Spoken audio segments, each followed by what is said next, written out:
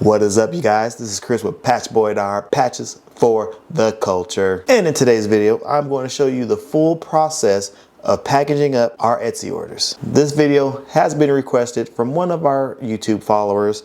They wanted to see the process after applying the Fray Check. So they wanted to see how we go about cutting out our patches. How do we go about packaging the patches with our bubble mailers, with our specialty stickers, with our special packaging that promotes our Embroidery brand. So without further delay, we don't want this video to be too long, so let's get right into it. So first off, if you have not seen our video on applying Fray Check to a patch, be sure to click the little ticker up above so you can check out that video. So we're not going to show you applying Fray Check to this patch because we already applied Fray Check onto it.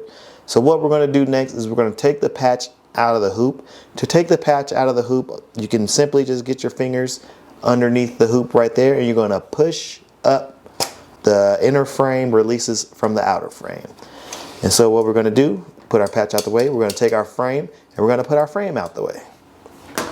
Now from here, if you have not applied Fray Check already, what you can do is you can take your Fray Check, and what you'll do is simply put Fray Check around the entire perimeter of the patch. Be sure to click on our affiliate link below. That will take you to our Amazon affiliate link where you can pick yourself up some of this Fray Check. But now that our Fray Check is already on there and it's already dry, what we're going to do is we're going to come in here and we are going to cut all our little jump threads. So as you can see, there are some threads still lingering on the patch. So what we'll do is we'll come in here with our handy dandy curved scissors. As you can see, these scissors got a slight curve to them, and we're going to just come in here and cut some of these jump cuts.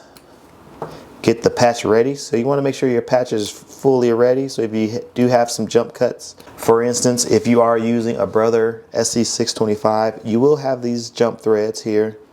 If you are using a machine such as the Brother Persona or any larger machine that automatically cuts the jump cuts, you might not have to do this process, but since we use the Brother SC625 to stitch out this patch, we do have to come in here and cut some of the excess jump threads. So there's one right up here, got to cut this one right up in here on the mask part.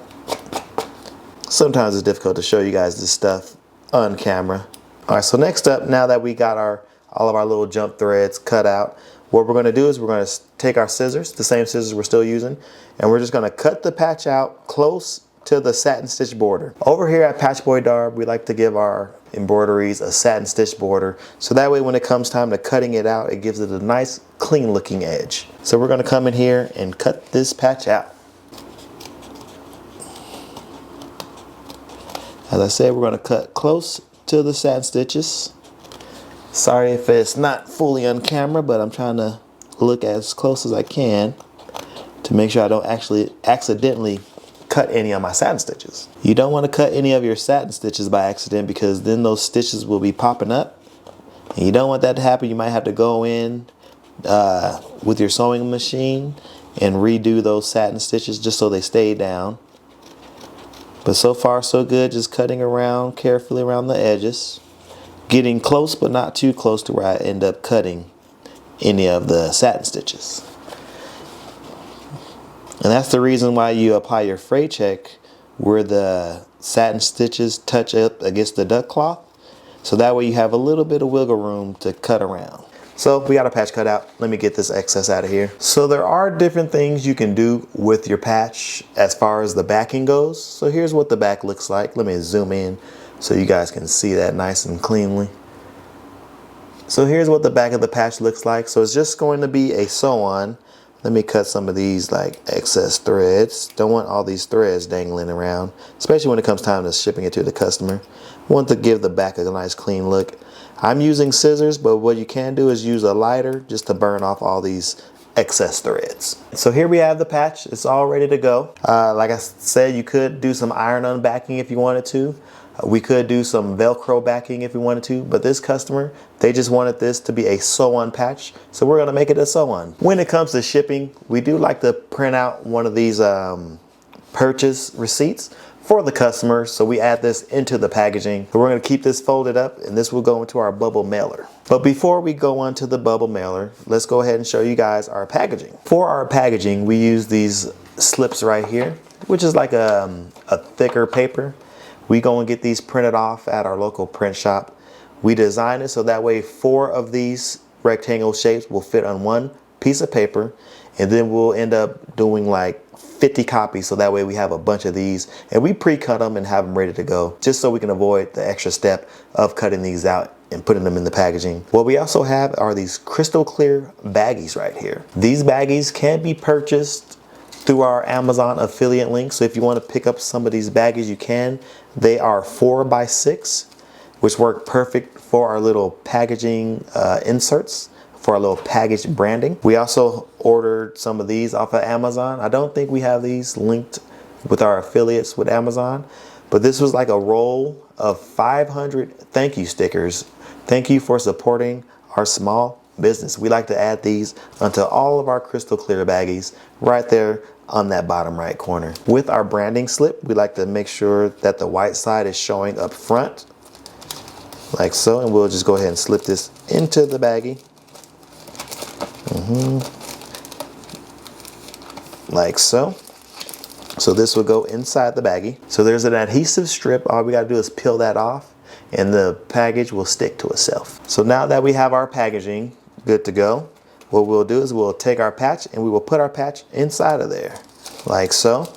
If you wanted to, you could do like a little piece of tape just so your embroidery will stay nice and centered. But what we do is just try to make it as flat as we can and get out all the excess air. So we'll flip it over, we'll put it up against the table, and then we will come in here and we will peel off the adhesive piece, like so, if we can get it. So we'll peel off this adhesive piece like that. And then we will just fold the package onto itself as snug as we can to the package insert, and then we'll just press it down like that. And now you can see that the package is secured, it's closed up. Also, what we do on our packaging, we have our branding logo, of course, patches for the culture, our catchphrase, and we also include our YouTube QR code and our Instagram QR code, so that way the customer can follow us on either platforms if they don't already. The patch is inside of our branding packaging, so now the next step from here would be to just put it inside our bubble mailer. If you guys need to pick up some bubble mailers, we do also have an Amazon affiliate link where you can pick up some of these purple bubble mailers. We even got some black ones, and I believe we got some turquoise or blue ones. So be sure to click those links down below so you can pick up some of these packaging supplies. So what we'll do here is we'll take our order receipt and we'll also take the patch itself with the branding packaging, looking super cool, looking super professional. And we'll just go ahead and layer those two up, and we will slide these inside the bubble mailer.